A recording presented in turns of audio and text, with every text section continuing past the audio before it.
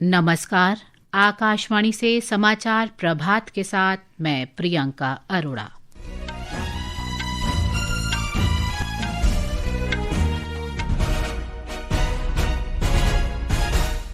मुख्य समाचार। प्रधानमंत्री नरेंद्र मोदी ने कुवैत, कतर और ओमान के नेताओं से बात की। पश्चिम एशिया में जारी संघर्ष के बीच संप्रभुता और क्षेत्रीय अखंडता के उल्लंघन की निंदा की। भारतीय विमानन कंपनियां फंसे यात्रियों की सुरक्षित वापसी के लिए भारत और खाड़ी क्षेत्र के बीच आज 58 उड़ानें संचालित करेगी। अमेरिका और इस्राएल की सेनाओं ने ईरान के परमाणु ठिकानों पर हमला किया। इस्राएल ने लेबनान में हिजबुल्लाह के लगभग 60 ठिकानों को निशाना बनाया। भाजपा ने 6 राज्यों में राज्यसभा चुनाव के लिए 9 उम्मीदवारों की घोषणा की। पार्टी अध्यक्ष नितिन नवीन बिहार से मनोनीत। रंगों के त्योहार होली पर आज समूचे देश में उल्लास। और आईसीसी टी20 क्रिकेट विश्व कप के पहले सेमीफाइनल में आज शाम कोलकाता में दक्षिण अफ्रीका और न्यूजीलैंड आमने सामने। अब समाचार विस्तार से।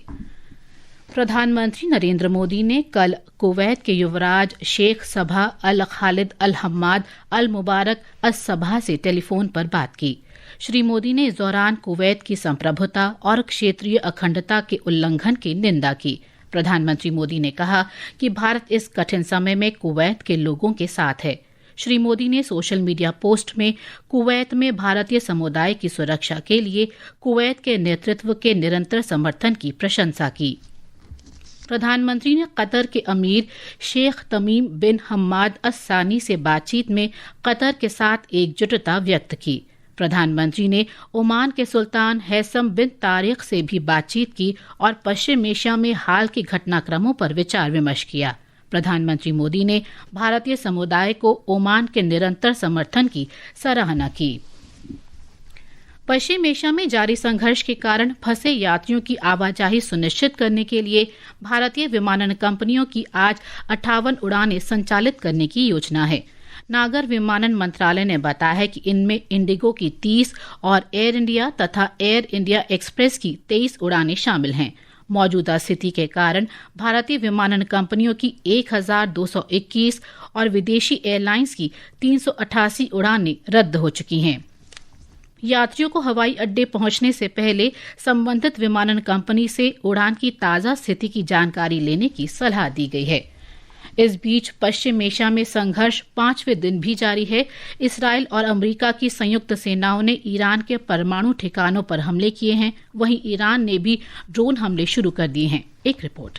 ताज़ा खबरों के अनुसार इस्राएल ने खुफिया जानकारी के आधार पर राजधानी तेहरान में परमाणु हथियार विकास केंद्र पर हमले किए। इससे ईरानी शासन की परमाणु हथियार विकसित करने की क्षमता का एक महत्वपूर्ण हिस्सा नष्ट हुआ है। इस्राएल ने कहा है कि अभियान शुरू होने के बाद से उसकी वायुसेना ने लगभग 300 ईरानी मिसाइल लॉन्चरों को निष्क्रिय किया है। इस्राएल ने लेबनान में भी अपने हवाई हमले तेज कर दिए हैं और हिजबुल्लाह से जुड़े लगभग 60 ठिकानों को निशाना बनाया है। इसके अलावा अमेरिका के राष्ट्रपति डोनाल्ड ट्रंप ने ट्रुथ सोशल पोस्ट में कहा कि ऑपरेशन एपिक फ्यूरी के लॉन्च के बाद से पश्चिम एशिया क्षेत्र से 9000 से अधिक अमेरिकी नागरिक सुरक्षित रूप से स्वदेश लौट आए हैं। दूसरी ओर ईरान ने पश्चिम एशिया के कई देशों पर अपने हमले जारी रखे हैं। संयुक्त अरब अमीरात के रक्षा मंत्रालय ने बताया कि उसके वायु रक्षा तंत्र ने कल 11 बैलिस्टिक मिसाइलों और 123 ड्रोनों को रोका, जबकि एक मिसाइल देश की सीमा के भीतर गिरी। हालांकि इससे कोई जानमाल का नुकसान नहीं हुआ है। इस बीच ईरान के विदेश मंत्री सैयद अब्बास अराक्ची ने कहा कि अमेरिका ने इस्राएल की ओर से युद्ध छेड़ा है और उसे ईरान से कभी कोई खतरा नहीं था। समाचार कक्ष से आनंद पाठक। भारत ने पश्चिम एशियाई क्षेत्र में जारी संघर्ष का समाधान संवाद और कूटनीति से करने का फिर आह्वान किया है। विदेश मंत्रालय के प्रवक्ता रणधीर जायसवाल ने कहा है कि भारत इस संघर्ष को शीघ्र समाप्त किए जाने के पक्ष में है। पश्चिम एशिया में संघर्ष बढ़ने के कारण अंतर्राष्ट्रीय बाजार में गैस की कीमतों में उछाल आया है। वैश्विक शेयर बाजारों में भी गिरावट आई है। सोमवार को हुई तेज वृद्धि के बाद कल ब्रिटेन में गैस की कीमत 3 वर्ष के उच्चतम स्तर पर पहुंच गई। इस बीच अमेरिका और यूरोप के शेयर बाजारों में भी भारी गिरावट आई है। केंद्रीय माध्यमिक शिक्षा बोर्ड CBSE ने युद्धग्रस्त पश्चिम एशियाई क्षेत्र में 5 और 6 मार्च को होने वाली अपनी 10वीं और 12वीं कक्षा की परीक्षाएं स्थगित कर दी हैं। इन परीक्षाओं की संशोधित तिथियों की घोषणा बाद में की जाएगी। बोर्ड ने कहा है कि 7 मार्च से आगे होने वाली परीक्षाओं के संबंध में कल तक स्थिति की समीक्षा के बाद निर्णय लिया जाएगा। ये समाचार आकाशवाणी से प्रसारित किए जा रहे हैं। ताज़ा समाचार जानने के लिए आप हमारे social media handle X @AIR News Hindi को फॉलो कर सकते हैं। भारतीय जनता पार्टी ने 6 राज्यों में राज्यसभा चुनावों के लिए 9 उम्मीदवारों की घोषणा की है। भाजपा ने बिहार से पार्टी अध्यक्ष नितिन नवीन और शिवेश कुमार को उम्मीदवार बनाया है। 16 मार्च को होने वाले चुनावों के लिए नामांकन दाखिल करने की कल अंतिम तिथि है। असम में 3 सीटों पर भाजपा ने मौजूदा विधायक तेरश गोवाला और मंत्रिमंडल मंत्री जोगेन मोहन को मैदान में उतारा है। मुख्यमंत्री हेमंत बिस्व शर्मा ने कहा है कि भाजपा तीसरी सीट पर कोई उम्मीदवार नहीं उतारेगी। छत्तीसगढ़ में 2 सीटों पर भाजपा ने राज्य महिला आयोग की सदस्य लक्ष्मी वर्मा को उम्मीदवार बनाया है। हरियाणा में 2 सीटों पर भाजपा ने पूर्व सांसद संजय भाटिया को उम्मीदवार बनाया है। ओडिशा में 4 सीटों पर भाजपा ने पार्टी के अध्यक्ष मनमोहन सामल और निवर्तमान राज्यसभा सांसद सुजीत कुमार को उम्मीदवार बनाया है। संचार मंत्री ज्योतिरादित्य सिंधिया ने कहा है कि भारत न केवल अपने 140 करोड़ नागरिकों के लिए नेटवर्क का निर्माण कर रहा है, बल्कि विश्व के लिए विश्वसनीय डिजिटल सेतु भी बना रहा है। श्री सिंधिया ने स्पेन के बार्सिलोना में मोबाइल वर्ल्ड कांग्रेस 2026 में भारत मंडप का उद्घाटन करते हुए ये बात कही। रसायन और उर्वरक मंत्री जगत प्रकाश नड्डा ने बायोफार्मा शक्ति और 3 रासायनिक पार्कों के लिए 13,000 करोड़ रुपए के बजटीय प्रावधान को देश के भविष्य के लिए महत्वपूर्ण रणनीतिक कदम बताया है। श्री नड्डा ने कल एक वेबिनार को संबोधित करते हुए कहा कि मुक्त व्यापार समझौते विकसित भारत के लिए एक द्वार हैं और ये भारतीय उद्योगों का वैश्विक स्तर पर विस्तार करने के नए अवसर प्रदान करेंगे। भारतीय विमानपत्तन प्राधिकरण ने उन मीडिया खबरों का खंडन किया है जिनमें दावा किया गया था कि प्राधिकरण ने अंतर्राष्ट्रीय हवाई अड्डों से विमानन ईंधन के स्टॉक की जानकारी मांगी है। सोशल मीडिया पोस्ट में प्राधिकरण ने कहा है कि उसने किसी भी हवाई अड्डा संचालक से औपचारिक या अनौपचारिक रूप से ईंधन भंडार या अनुमानित ईंधन आवश्यकताओं के बारे में जानकारी देने के लिए नहीं कहा है। रंगों का त्योहार होली आज पूरे देश में मनाई जा रही है। होली बुराई पर अच्छाई की जीत का प्रतीक और वसंत ऋतु के आगमन का प्रतीक है। इस दिन लोग एक दूसरे को रंग लगाते हैं, शुभकामनाएं देते हैं और मिठाइयां बांटते हैं। आई होली आई देखो होली आई रे। देश भर में ढोल की थाप और होली है की गूंज के साथ वातावरण खुशियों के रंगों से सराबोर है। बसंत की बयार के आगमन के साथ गुजिया की मिठास और ठंडाई की खुशबू से होली का माहौल और भी खुशनुमा हो जाता है। होली न केवल रंगों का उत्सव है, बल्कि ये प्रेम, भाईचारे और सामाजिक एकता का भी प्रतीक है। खाकी चूनी देह की, फीका हर बंधेज, जिसने रंगा रूह को वो सच्चा रंगरेज।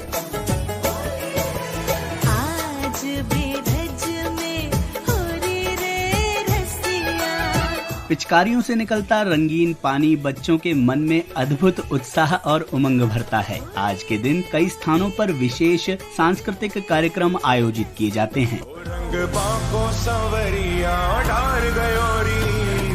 इनमें उत्तर प्रदेश में मथुरा और वृंदावन की होली विशेष रूप से प्रसिद्ध है। यहाँ की लठमार होली और फूलों की होली को अपनी यादों में हमेशा के लिए संजोने के लिए प्रतिवर्ष देश विदेश से पर्यटक यहाँ आते हैं। भगवान श्री राम की जन्मभूमि अयोध्या में भी रंगोत्सव धूमधाम के साथ मनाया जाता है।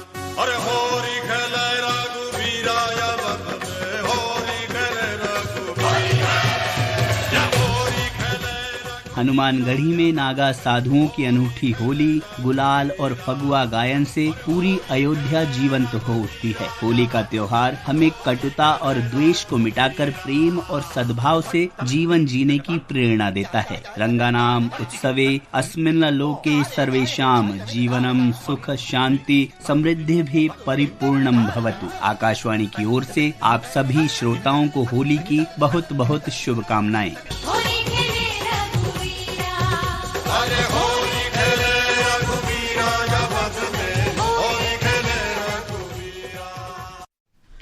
उत्तर प्रदेश में भी होली हर्षोल्लास और उत्साह के साथ मनाई जा रही है।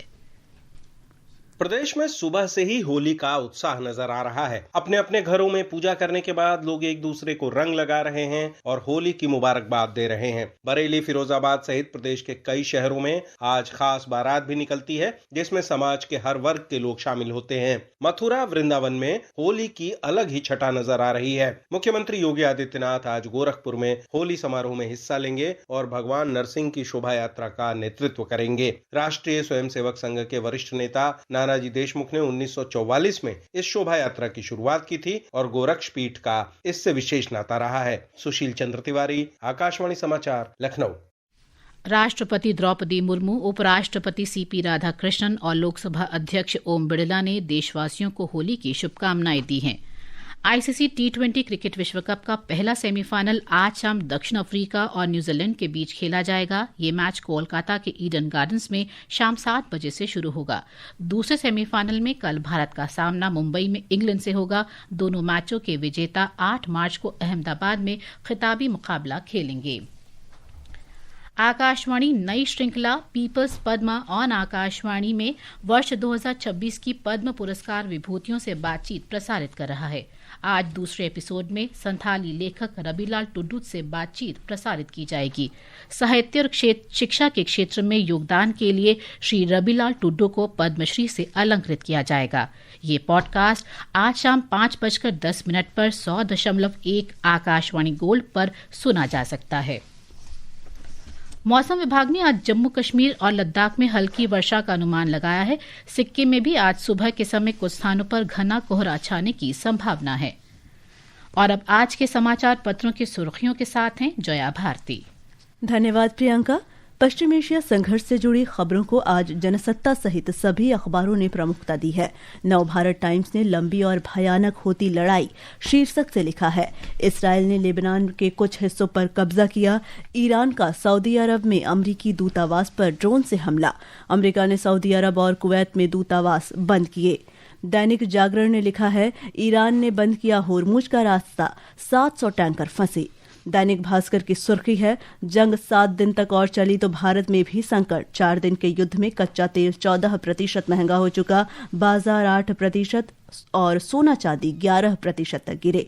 वहीं पंजाब केसरी का कहना है, भारत के पास 45 दिन का तेल भंडार।